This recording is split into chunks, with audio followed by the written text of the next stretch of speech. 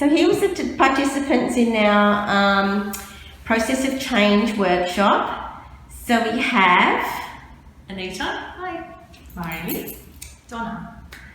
Thank you guys for coming. So what did you think of the workshop?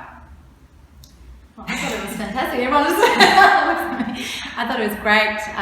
Discovered a few limiting beliefs that I have, and Sue explained it really well. So now I can go home and do some homework on me. I love Sue's passion, so you can definitely tell that she knows what she's talking about, and it was really good for us to also visually see where the opportunities are to be more aware of where we might get stuck, and then consider how can we approach things differently. So thanks so much, Sue. I really loved how Sue broke it down to the basic sections of what we need to unpack to find our beliefs and values and who we are as a person. You know, who am I and how does that relate to other people and relationships?